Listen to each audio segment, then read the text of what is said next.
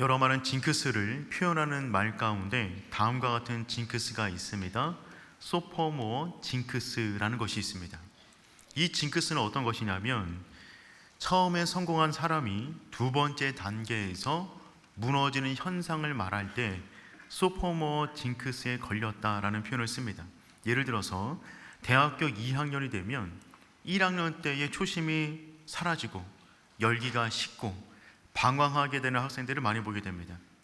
스포츠 경기에서는 데뷔 전에 놀라운 성과를 거두었는데 그 다음에 슬럼프에 빠지는 현상을 이렇게 말을 합니다.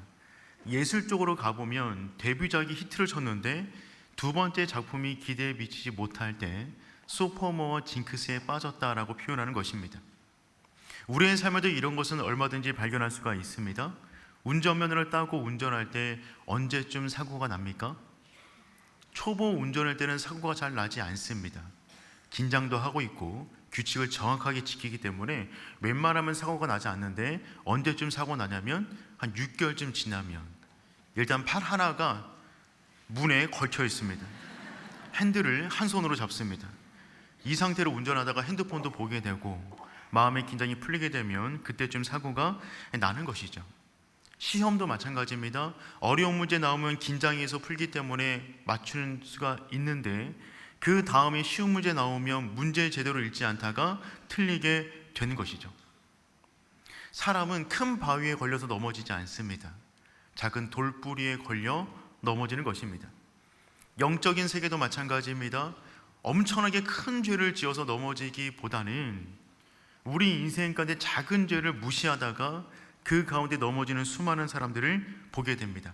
그래서 승리 이후를 조심해야 됩니다. 오늘 본문에 등장하고 있는 이스라엘 백성은 소포모 징크스에 빠졌습니다. 이들은 여리고성 전투 가운데 전대미문의 큰 승리를 거두었어요. 칼 한 번 제대로 휘두르지 않았는데 하나님의 은혜로 승리하게 되었습니다. 문제는 그 다음입니다. 큰 승리 이후에 맞이한 아이성 전투에서 처절하게 패배합니다. 이 전쟁 가운데 처음으로 죽은 사람이 등장합니다. 우리 5절 상반절 한번 읽어보겠습니다. 이 사람들이 그들을 36명쯤 쳐 죽이고 이스라엘 백성 입장에서는 충격이었어요. 처음으로 전쟁 가운데 죽은 사람이 나온 것입니다. 그들의 가족 가운데, 형제 이웃 가운데 죽은 사람이 등장한 것이죠. 이때 백성들의 마음이 물같이 녹았어요. 5절 하반절 보니까 이렇게 되어 있습니다. 백성의 마음이 녹아 물같이 된지라. 이 앞전까지는 어떤 상황이었냐면 가나안 사람들이 이스라엘 백성들을 보았을 때 마음이 물같이 녹았어요. 그런데 아이성 전투를 계기로 하여서 상황이 역전되게 된 것입니다. 이스라엘 백성 마음이 물같이 녹게 되었어요. 리더였던 여호수아와 제사장들은 할 말을 잃어버리고 언약궤 앞에 주저앉아 있습니다. 6절 말씀 읽어보겠습니다.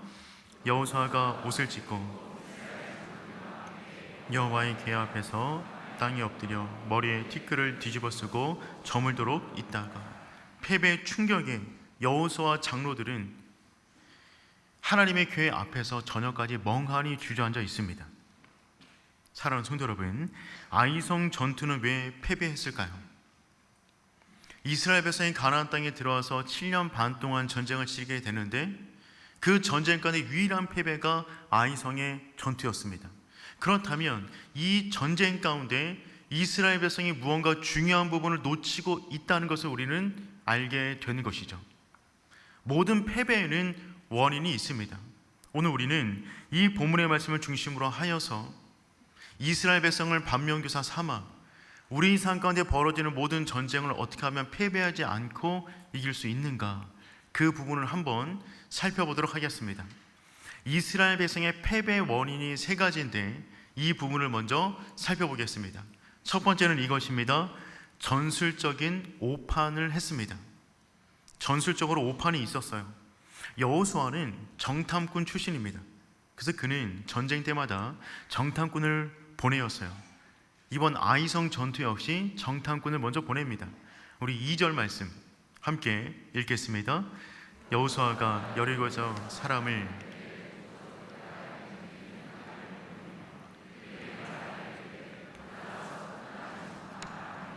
그 사람들이 올라가서 아이를 정탐하고. 여러분 지도를 한번 보실까요? 아이성의 위치는요, 여리고 성에서 서쪽으로 24km 떨어진 지역에 있습니다.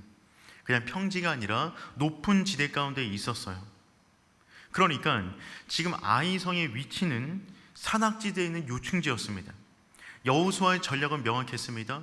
여리고성을 무너뜨린 이후에 낮은 지역에 있던 여리고를 보호하기 위해서 가나안 땅 가운데 등뼈라고 할 수 있는 높은 고지인 아이성을 먼저 점령하여 높은 고지에서 낮은 지역에 있었던 이스라엘 백성을 보호하기 위함이었습니다. 여호수아는 이 계획을 40년 전부터 세워왔던 사람입니다.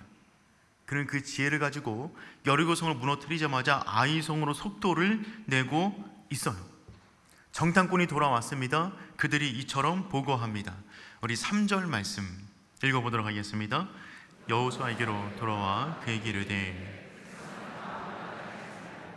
2-3천 명만 올라가서 아이를 치게 하소서. 그들은 소수이니 모든 백성을 그리로 보내어 수고롭게 하지 마소서 하므로. 정탐꾼이 돌아와서 보고합니다. 전부 다 올라갈 필요가 없습니다. 우리가 가보니까 한 2천에서 3천 명 정도만 올라가면 넉넉히 이길 수 있을 것 같습니다 라고 보고를 했어요. 전부 다 수고롭게 할 필요가 없다는 말입니다. 그래서 여호수아는 그들이 말한 최대치인 3천 명만 선발하여 아이성으로 공격하게 합니다. 이 전쟁은 여호수아 1장 이후에 최초로 이스라엘 전체가 참여하지 않은 전쟁이에요. 이 모습 가운데 우리는 교만한 마음을 느끼게 됩니다. 얕잡아 보고 있는 것이죠. 이전 승리에 도취되어서 다음 적들에 대한 객관적인 평가를 내리지 못하고 있었어요. 더군다나 이 보고는 잘못된 보고였습니다. 이후에 아이성과의 패배 이후에 한 번 더 싸워 승리한 이후에 아이성의 상황을 성경은 다음처럼 말해주고 있어요. 여호수아 8장 25절 말씀 우리 한번 읽어보겠습니다. 그날에 엎드러진 아이 사람들은, 여러분 보십시오. 정탐꾼들은 뭐라 그랬냐면 2-3천 명이면 충분합니다 라고 말을 했지만 그날 전쟁에서 죽은 사람이 12,000명입니다. 그러니까 군사 남자만 따지자면 적어도 5,000명이 넘는 숫자예요. 그러니까 그들의 보고는 오판이었습니다. 더군다나 아이성은 매우 높은 고지대 가운데 있었어요. 밑에서 위로 싸우는 전쟁이었습니다. 수적으로도 밀렸어요. 그나마 36명 죽은 것이 다행이었습니다. 여러분, 교만한 마음으로는 이길 수 있는 전쟁이 없습니다. 성경은 늘 강조하고 있습니다. 우리 잠언 16장 18절 말씀 읽어볼까요? 교만은 패망의 선봉이요 거만한 마음은 넘어짐의 앞잡이니라. 교만은 모든 죄를 낳는 어머니가 됩니다. 교만한 마음에 온갖 죄가 들어오게 됩니다. 그러니 사랑하는 성도 여러분, 교만하지 않기를 축복합니다. 삶의 모든 순간에 겸손해야만 합니다. 그런데 이스라엘 자손의 패배의 두 번째 요인은 첫 번째 요인보다 더욱더 심각한 것이었어요. 두 번째 요인은 무엇이냐면 영적인 오만함에 빠졌기 때문입니다. 이스라엘 백성은 영적으로 오만해 있었어요. 오늘 본문 전체를 보는 가운데 아이성 전쟁을 치르는 가운데 하나님께 물었다라는 표현이 등장하지 않습니다. 우리가 3절 말씀에서 정탐꾼의 보고를 살펴보았지만 그 보고를 가만히 뜯어보면 하나님이라는 단어가 등장하지 않아요. 자기 눈으로 본 아이성의 모습만 그려놓고 있습니다. 여러분, 이스라엘이 가나안 땅에 들어와서 지금까지 벌였던 모든 전쟁은 하나님을 뒤따라가는 전쟁이었어요. 요단강을 건널 때 언약궤가 앞장섰습니다. 그 뒤를 따라갔어요. 건너자마자 할례를 행했습니다. 거룩하고 순결한 의식을 행했어요. 그 다음에 여리고성을 무너뜨릴 때 7날 동안 돌게 되는데 언약궤를 앞세워 돌았습니다. 그 대형은 전쟁 대형이 아니라 예배 대형이었죠. 그들은 지금까지 모든 순간에 하나님을 앞세워 그분의 뒤를 따라갔어요. 그런데 아이성 전투에서는 하나님께 물었다라는 정보가 등장하지 않습니다. 영적 오만에 빠진 거예요. 이전 승리에 도취되어 이후 승리를 얻을 수 있을 거라는 교만한 마음이 들었던 것입니다. 아이성 가운데 다가오던 정탐꾼의 보고를 보시길 바랍니다. 그 보고 안에도 교만한 마음이 섞여 있는 것이죠. 가나안 땅에서 벌어졌던 첫 번째 여리고성 전투 가운데도 정탐꾼이 갔었습니다. 그들의 보고를 한번 살펴보도록 하겠습니다. 여호수아 2장 23절 24절 말씀 우리 함께 읽어보겠습니다.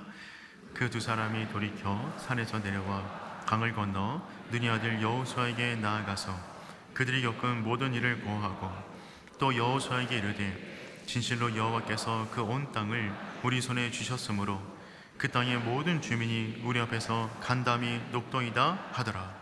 여러분, 이 보고를 가만히 보시길 바랍니다. 지난번 말씀드렸지만 이 정탐꾼들은 정말 형편없는 정탐꾼들이었어요. 들어가자마자 성벽이 붙어있는 그 집에 들어갔다가 발각이 되었어요. 그런데 이들의 보고를 보십시오. 이들의 보고는 온통 하나님에 대한 관점으로 그 땅을 바라보고 있습니다. 자기 생각으로 말하고 있지 않아요. 하나님께서 그 땅 가운데 어떤 일을 행하셨는가, 하나님의 관점에서 그 땅의 사람들의 마음이 어떠한가를 보고하고 있을 뿐입니다. 그런데 두 번째 성을 정탐했던 그 정탐꾼들의 보고에는 가장 중요한 하나님에 대한 보고가 빠져 있어요. 이들의 보고는 정확하게 40년 전에 그들의 부모 세대가 파송했던 정탐꾼의 보고와 똑같습니다. 우리 민수기 13장 31절부터 33절까지 한번 읽어보겠습니다. 그와 함께 올라갔던 사람들은 이르되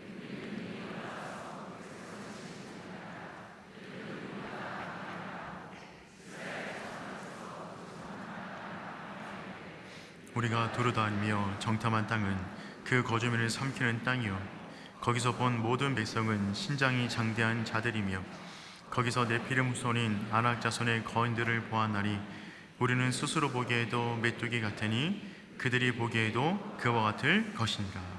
여러분, 이들의 보고를 가만히 보시길 바랍니다. 이들의 보고 가운데 하나님에 대한 이름이 등장하고 있나요? 자신들의 시각과 자신들의 수준 가운데서 평가한 그 땅에 대한 이야기밖에 없습니다. 하나님에 대한 것이 없어요. 반면 똑같은 것을 보고 왔던 여호수아의 갈렙의 보고를 한번 보십시오. 민수기 14장 8절에서 9절까지 말씀 읽어보겠습니다. 여호와께서 우리를 기뻐하시면 우리를 그 땅으로 인도하여 들이시고 그 땅을 우리에게 주시리라. 이는 과연 젖과 꿀이 흐르는 땅이니라. 다만 여호와를 거역하지는 말라.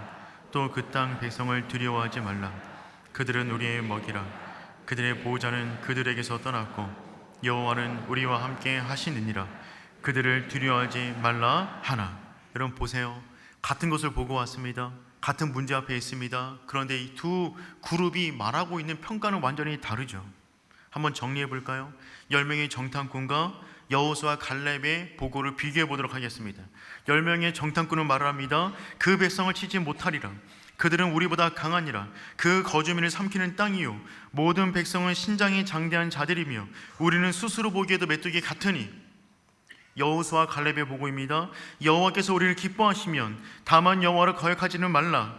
여호와는 우리와 함께 하시느니라. 두 개의 보고 가운데 선명하게 드러나는 관점이 있지 않습니까? 자기 수준에, 자기 지혜에, 자기 관점에 말하는 사람과 그것을 무시하지는 않지만 그 위에서 역사하신 하나님의 관점으로 그 문제를 바라보는 그룹이 나뉘었다는 것입니다. 여러분, 중요한 것은 이것입니다. 우리가 긍정적인 보고를 하느냐 부정적인 보고를 하느냐, 그것이 중요한 것이 아니라 하나님의 마음으로 그 문제를 바라보고 있느냐가 중요합니다. 모든 상황에서 긍정적인 것도 위험합니다.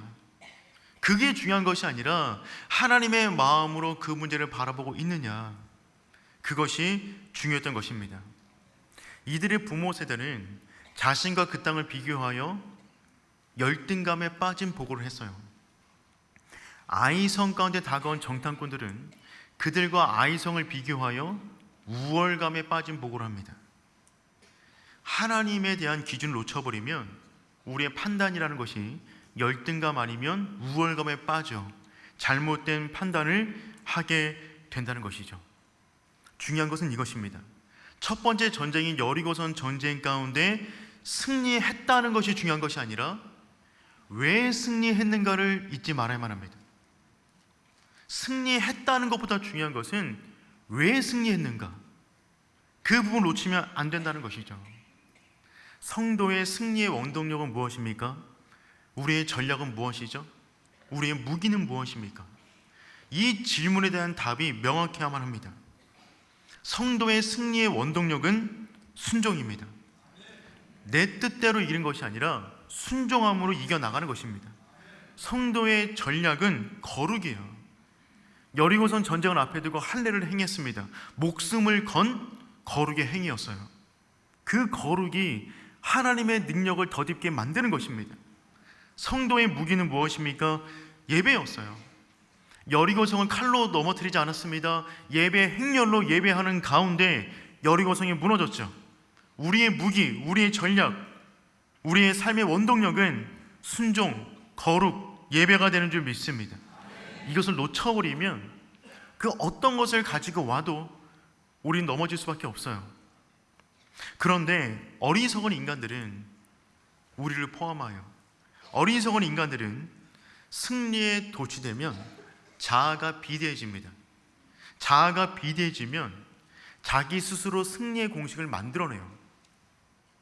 그래서 이후부터는 하나님을 의지하는 것이 아니라 자기가 스스로 만들어 놓은 승리 공식을 의존합니다. 예를 들면 이와 같은 것입니다. 언약궤를 앞세웠더니 이겼다. 그러니 무조건 언약궤를 앞세우면 이긴다. 그 다음부터는 하나님이 아니라 언약궤를 믿는 것입니다. 엘리 시대 가운데 이와 같은 망상을 가지고 전쟁에 나갔다가 언약궤를 빼앗기게 됩니다. 언약궤를 앞세우면 이깁니까? 그때는 이겼어요. 왜요? 하나님께서 그렇게 명령하셨으니까.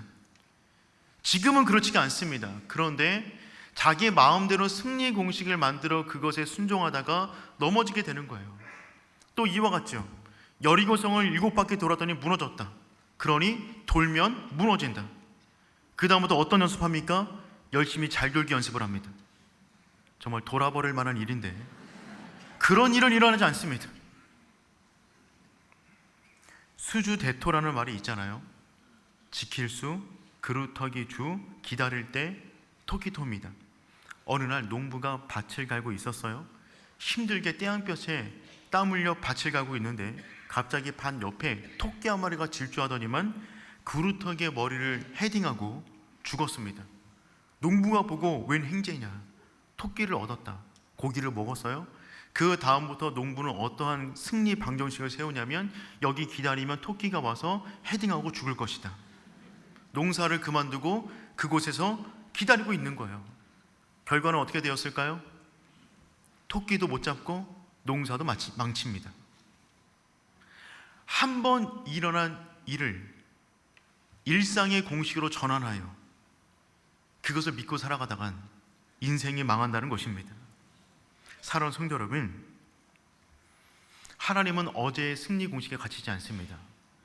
하나님은 오늘의 하나님이세요. 하나님은 창조주의 하나님이십니다. 그분은 아이디어가 많으세요. 이전의 승리 공식이 오늘의 승리를 보장하지 않는다는 말입니다. 우리 가운데 붙잡아야 될 승리 공식은 단 한 가지밖에 없어요. 매일의 기도와 매일의 신선한 순종, 그거밖에 없습니다. 어제의 기도와 어제의 방법으로 오늘을 살아갈 수가 없다는 말이죠. 여호수아는 정탐꾼 출신답게 정탐을 통한 자기가 잘하는 일을 통하여 정보를 수집하고 그들의 말을 통해서 전쟁을 벌였어요. 영적인 오만함에 빠졌던 것입니다. 그 가운데 그들은 첫 번째 패배를 경험하게 됩니다. 사랑하는 성도 여러분, 어제의 방법을 가지고 오늘을 살지 않기를 축복합니다. 때로는 수많은 성도님들이요, 과거에 자기가 받았던 은혜의 공식을 여전히 붙잡고 살아가기도 합니다. 때로는 자신과 비슷한 문제 가운데 처한 분을 권면하실 때 자기가 받은 어떤 경험으로 권면하기도 해요. 권면으로 끝나면 좋은데 강요하기까지 합니다. 왜 이렇게 못하냐고, 이렇게 하면 은혜 받는다고. 그분이 과거에 그 방법으로 은혜 받은 것은 맞습니다. 하나님이 그렇게 역사하셨어요. 그런데 이 사람에게도 그렇게 역사하실까요? 하나님은 오늘의 하나님이세요. 과거의 방식과 공식으로 오늘을 사는 것이 아니라 매일의 기도와 매일의 신선한 순종, 어떤 말씀을 하신지 간에 그 말씀에 순종해 나가는 우리 모두가 될 수 있기를 축복합니다. 그런데 이 첫 번째와 두 번째 패배 원인은 세 번째에 비하면 결정적인 것은 아니었습니다. 세 번째 원인이 결정적이었어요. 그것은 무엇이었냐면 아간이 범죄했습니다. 아간이 범죄했어요. 아이성 전쟁이 시작되기도 전에 이미 패배가 결정되어 있었습니다. 1절 말씀 우리 한번 읽어보겠습니다. 이스라엘 자손들이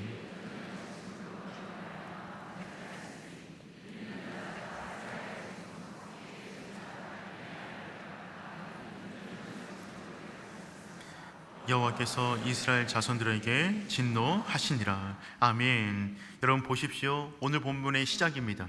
전쟁을 하기 전부터 하나님께서는 이미 이스라엘에게 진노하고 계셨어요.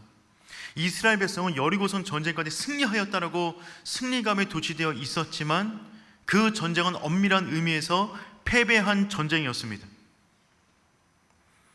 여리고성 전쟁은 하나님께서 눈에 보이는 성벽을 무너뜨리는 전쟁이 아니다라고 지난번에 말씀드렸어요.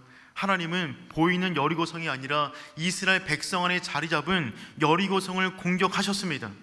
그 불순종의 마음들, 하나님의 방법을 따르기를 두려워하는 그 마음들을 공략하셨는데 이스라엘 백성은 그 가운데 무너져 버렸어요.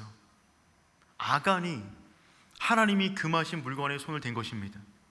그러니 그 전쟁은 승리한 전쟁이 아니에요. 패배한 전쟁이었어요. 그런데 승리감에 도취되어 아이성의 전쟁을 벌이다가 그들이 죽임을 당하게 된 것입니다. 이들이 전쟁 전에 묻고 기도했으면 하나님이 알려주셨겠죠. 1절에 이미 기록이 되어져 있잖아요. 묻지 않았어요. 오만함에 빠졌습니다. 스스로 전쟁을 벌입니다. 스스로 무너지게 되는 것이죠. 하나님께 묻지 않고 스스로 일을 벌렸다가 스스로 넘어졌는데 하나님 왜 이러시냐고 따지고 있는 겁니다. 어디서 많이 본 패턴 아닌가요? 여러분 그렇다면 아간은 누구일까요? 이 사람 도대체 누구이길래 이와 같이 큰 죄를 저질렀단 말입니까? 우리가 읽었던 1절 말씀 보니까 아간의 집안을 소개해놓고 있습니다. 이는 유다 지파 세라의 증손 삽디의 손자 갈미의 아들 아간이.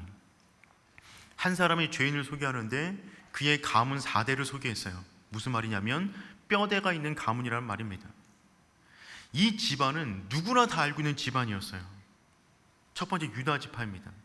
12지파 가운데 으뜸입니다. 모든 전쟁 가운데 선봉에 서는 지파죠. 이 지파에서 예수님이 나오게 돼요. 오늘날로 말하면 영적 엘리트 가문이었어요. 지도를 한번 보실까요?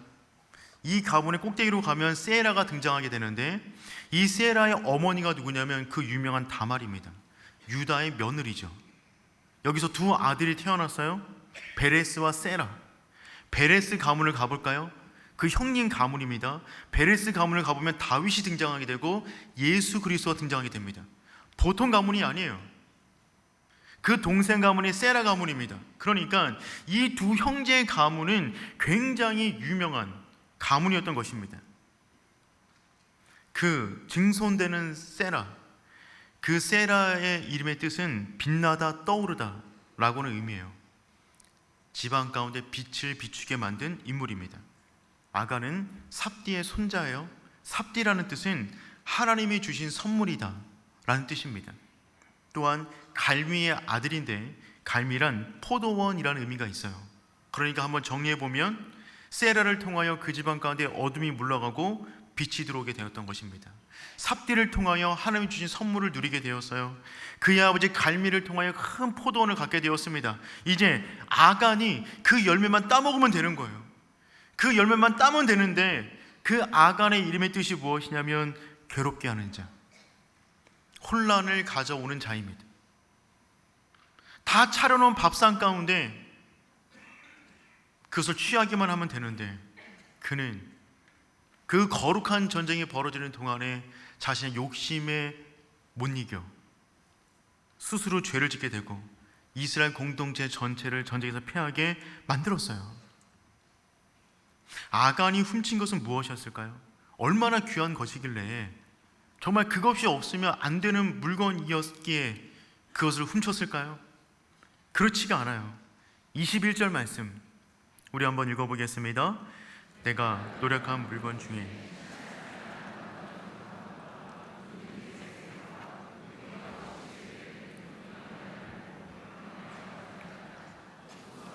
그 물건들을 내 장막 가운 땅속에 감추었는데 그는 그 밑에 있나이다 하더라. 여러분 보십시오. 아간이 훔친 것은 세 가지였어요. 신날산의 아름다운 외투입니다. 신날산은 바벨론을 말하는 거예요. 지금 무슨 말이냐면 바벨론 수입산 명품 브랜드 옷을 하나 훔친 것입니다. 은 20세겔, 50세겔 되는 금덩이 하나, 굉장히 무거운 돌덩이 2개를 훔친 거예요. 여러분 보십시오. 이 세 가지, 이 전쟁통에 필요한 겁니까? 그렇지가 않았어요. 아간은 도대체 왜 이것을 훔쳤을까요? 첫 번째, 생활고 때문에 훔친 것이 아니라 탐심으로 훔쳤어요. 배고파서 훔쳤다면 동정의 마음이라도 갑니다. 배고파서 훔친 게 아니에요. 탐심으로 훔쳤어요. 21절 말씀 보니까 하나를 보고 탐내어 가졌나이다. 탐내어 가졌어요. 필요한 것도 아니었어요. 십계명 가운데 남의 것을 탐하지 마라, 그 단어입니다. 에덴 동산 가운데 선악과를 보고 탐하여 먹었다 라고는 그 단어예요. 그의 인생 가운데 결정적으로 필요한 것도 아닌데 거룩한 전쟁이 벌어지고 있는 동안에 탐심을 못 이겨 죄를 지은 거예요. 그거 훔쳐다가 어떻습니까? 그거 어디다 두었다고 말을 합니까? 장막 안에 숨겨놓았대요. 왜요? 입고 다니지도 못해요. 지금 온 이스라엘 백성이 뭐 입고 있습니까? 출애굽할 때 나왔던 그 옷 하나, 40년간 그 옷 입고 있습니다. 다 헤어졌어요. 먼지가 쌓였어요. 그런데 혼자 바벨론산 명품 브랜드 옷을 입고 다닌다고요? 내가 옷을 훔쳤다라고 광고할 일이 있습니까? 그거 훔쳐봐 쓸데가 없어요. 그 돈, 그 은 어디서 환전합니까? 여리고성 전체가 무너졌는데 쓸데가 없습니다. 사막을 통과할 때 금은보화는 생명을 위태롭게 합니다. 몸이 가벼워야 됩니다. 생수 한 통이면 통과하는 거예요. 전쟁 중입니다. 필요하지 않은 거였어요. 그런데 탐심을 못 이겨 하나님의 말씀을 어깁니다. 두 번째, 하나님을 속일 수 있다라고 생각했기 때문입니다. 결정적이죠. 하나님의 은혜로 여리고성이 무너지는 것을 눈으로 보았어요. 무너진 벽돌을 밟고 안으로 들어가 전쟁을 치렀던 사람입니다. 그런데 그 순간에 하나님께서 벽돌을 무너뜨리시는데 내가 지금 행하고 있는 이 일을 못 보실 수도 있다 라고 하는 생각에 빠지니까 그 잘못을 행하는 것입니다. 사랑하는 성도 여러분, 우리가 근원적으로 짓는 모든 죄들은 하나님이 보시지 못한다라는 생각에서 저질러지는 것입니다. 하나님이 나의 눈 속에 있다 라고 생각해 보세요. 내가 보는 것을 그분이 함께 보고 계신다. 그 믿음이 있다면 우리는 아무거나 볼 수 없어요. 그 죄를 저지를 수가 없단 말입니다. 사랑하는 성도 여러분, 하나님을 의식하며 살아가는 우리 모두가 될 수 있기를 축복합니다. 범인을 색출해내기 위한 제비뽑기가 시작되었습니다. 아간은 끝까지 자백하지 않아요. 왜요? 들키지 않을 거라는 생각이 있었던 거예요. 너무 어리석지 않나요? 하나님이 이 전쟁에 승리를 주셨는데 죄인인 나를 못 찾아내신다? 이게 지금 말이 안 되는 이론적 구조인데 죄는 그래요. 죄를 지으면 머리가 어리석어져요. 남들이 뻔히 아는 그 죄들 있잖아요. 아니 어떻게 저런 죄를 저지르지? 근데 그런 죄를 저지른 사람들이 어리석은 사람들이 아니라고요. 그 탐심에 눈이 멀고 죄의 마음을 점령당하면 누구나 다 어리석어집니다. 제비뽑기가 시작되었어요. 유다 지파가 걸렸습니다. 확률상 12분의 1을 통과한 것이죠. 얼마나 놀랐을까요? 오! 포커페이스. 들키면 안 돼. 당황하지 말자. 두 번째, 그의 증조 할아버지가 걸립니다. 그 다음에 아버지, 할아버지 계속해서 내려와요. 제비뽑기를 4번이나 했습니다. 끝까지 나오지 않아요. 왜요? 설마 제비뽑기 잘하네. 설마. 그리고 설마 나만 훔쳤겠어? 나만? 정말? 그 아름다운 금은보화가 깔려 있었는데 그거를 다른 사람들 그냥 넘어갔다고? 사람이라면 그럴 수 없지. 그런 마음이 있으니까 끝까지 나오지 않은 거예요. 그리고 마지막에 그 모든 화살은 자기를 향해 있다는 것을 나중에 알게 되는 것이죠. 사랑하는 성도 여러분, 제비뽑기를 왜 4번이나 했을까요? 아간을 향한 하나님의 은총의 시간들이었어요. 회개할 기회를 주시는 시간이었습니다. 그런데 아간은 자기 착각에 빠져 그 모든 기회를 날려버리고 악을 골짜기로 끌려가 돌에 맞아 죽게 됩니다. 오웨인이라고 하는 목사님은 다음처럼 말을 했습니다. 죄를 죽이지 않으면 죄가 너를 죽일 것이다. 죄를 죽이지 않으면 죄가 우리를 죽입니다. 회개의 시간을 놓치면 은혜의 시간이 심판의 시간이 되는 거예요. 우리는 언제나 하나님의 은혜를 받을 수가 있습니다. 넘어져도, 쓰러져도, 죄를 지어도 돌이키기만 한다면 하나님은 심판의 자리가 아닌 은혜의 자리로 바꿔주세요. 문제는 이것입니다. 하나님은 지금 이 상태에서 이스라엘과 함께 싸우실 수가 없었어요. 하나님은 싸우시기를 원했습니다. 하지만 싸우실 수가 없었어요. 이스라엘 백성이 묻지 않았습니다. 영적인 오만함에 빠졌어요. 무엇보다 하나님께서 금하신 것을 이들은 범했습니다. 이들의 불순종이 하나님으로 하여금 그들의 전쟁에 참여하지 못하게 만드신 거예요. 하나님이 참여하지 않으신 것이 아니라 그들이 참여하지 못하도록 길을 막은 것입니다. 거룩하신 하나님은 죄와 타협하지 않으세요. 죄와 함께 일하지 않으십니다. 죄를 덮어두신 채 역사하지 않으세요. 이사야 59장 1절에서 3절까지 말씀 우리 함께 읽어보겠습니다. 여호와의 손이 짧아 구원하지 못하심도 아니요 귀가 둔하여 듣지 못하심도 아니라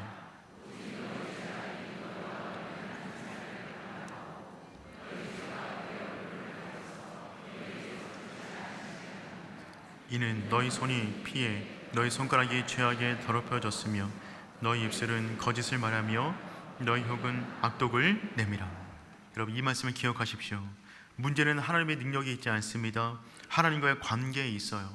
하나님께서 못하시는 것이 아니라 우리가 하나님이 들어오실 수 없도록 죄악으로 문을 막아버린 것입니다.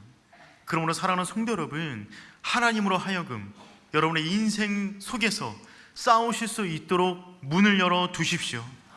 하나님의 삶 가운데 초대하셔야만 합니다. 하나님이 일하실 수 있는 공간을 만드셔야 돼요.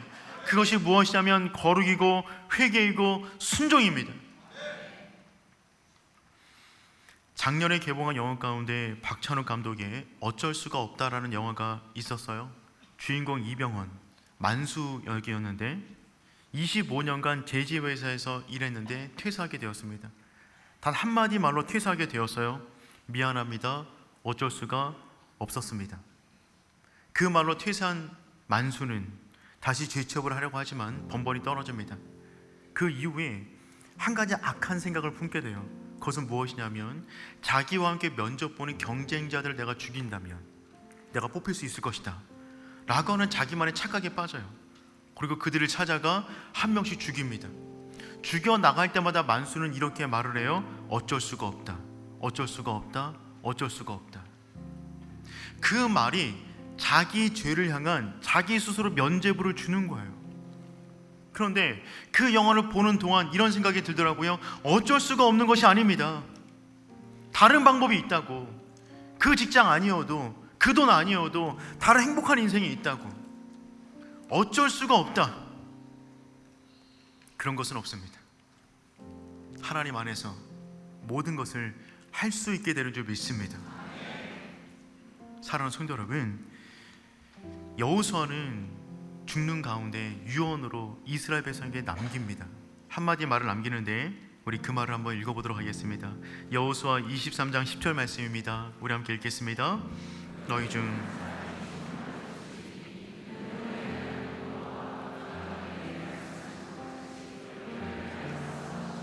아멘. 모든 전쟁을 마치고 여호수아가 유언으로 남깁니다. 한 사람이 1000명을 쫓으리니 어떻게 하면 하나님이 함께 하신다면 너희를 위하여 싸우심이라. 사랑하는 성도 여러분, 하나님은 우리를 위하여 싸우시기를 원하십니다. 하나님이 싸우시게 하십시오. 모든 은밀한 죄를 회개하십시오. 주 앞에 나아가세요. 영적 오만에 빠지지 마십시오. 날마다 우리에게 필요한 것은 묻고 순종하는 신선한 순종, 날마다 새롭게 주 앞에 나아가는 그 거룩하고 순결한 영혼 될 수 있기를 축복합니다. 우리 그 마음 담아서 보라 너희는 두려워 말고 함께 찬양하겠습니다. 보라 너희는 두려워 말고 보라 너희를 인도한 나를 보라 너희는 지치지 말고 보라 너희를 구원한 나를 너희를 치던 적은 어디 있느냐 너희를 억누르던 원수는 어디 있느냐 보라 하나님 구원을 보라 하나님 능력을 너희를 위해서 싸우시는 주의 손을 보라 보라 하나님 구원을 보라 하나님 능력을 너희를 위해서 싸우시는 주의 손을 보라. 사랑하는 성도 여러분, 하나님은 우리 인생을 위해서 싸우기를 원하세요. 문제는 무엇이냐면 우리가 하나님이 내 인생으로 들어오는 그 문을 우리 스스로 막고 있다는 것입니다. 우리 손에 죄가 묻어 있다면, 우리 심령이 더럽다면 하나님이 우리 속에 역사하실 수가 없어요. 하나님의 문제가 아닙니다. 우리의 문제예요. 오늘 우리가 이 말씀 앞에서 우리 자신을 돌아볼 수 있기를 축복합니다. 첫 번째 기도 제목입니다. 하나님, 우리를 용서하여 주시옵소서. 장막 가운데 은밀하게 행한 것들 용서하여 주시옵소서. 우리의 눈을 열어 매 순간마다 주님을 바라보는 우리의 삶이 되게 하여 주시옵소서. 두 번째입니다. 모든 전쟁 가운데 하나님 싸워 주시옵소서. 우리의 힘으로 아이성도 감당할 수가 없습니다. 능력으로 함께하여 주시옵소서. 주님이란 맘 부르고 기도합니다. 주여.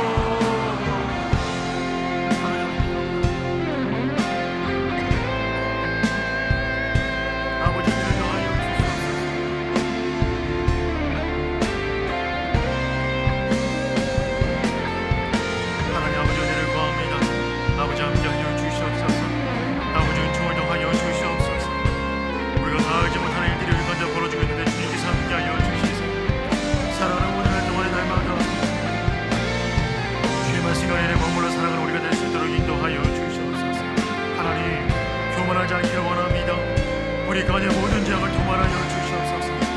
주 안에서 날마다 새로워지는 영혼 되게 하여 주시옵소서. 나의 방법이 아니라 주의 방법을 따라가는 우리 삶이 되게 하여 주시옵소서. 여전히 감사합니다. 주님, 우리 가운데 함께 하여 주시옵소서. 하나님, 다시 오늘 말씀을 통하여 우리의 모습을 보게 하시니 감사합니다. 하나님, 우리 가운데 감히 하나님을 속일 수 있다고 은밀하게 저지른 모든 죄악이 있습니까? 용서하여 주시옵소서. 기회가 있을 때, 하나님께서 기회를 주셨을 때 날마다 회개하며 주 앞에 나아가 새로워지는 우리들의 삶과 인생 되게 하여 주시옵소서. 하나님, 우리의 방법이 아닌 하나님의 방법을 따르겠습니다. 우리의 삶 가운데 역사하여 주시사 싸워 주시옵소서. 우리의 힘으로는 아이성 하나도 감당할 수가 없습니다. 하지만 주님께서 함께 하신다면 우리 인생을 맡고 있는 여리고성이 무너지게 되는 줄 믿습니다. 한 주간을 살아가는 동안에 그 믿음 가지고 날마다 주와 함께 승리하는 우리들의 삶과 인생 되게 하여 주시옵소서. 이제는 우리 주 예수 그리스도의 은혜와 하나님 아버지의 다함이 없는 사랑하심과 성령님의 인도 보호하심의 은혜가 주와 함께 싸우기를 다짐하며 날마다 거룩한 자의 모습으로 주 옆에 서기를 다짐하는 주의 백성 머리 위에 이제로부터 영까지 항상 함께 하시길 간절히 축원하옵나이다. 아멘.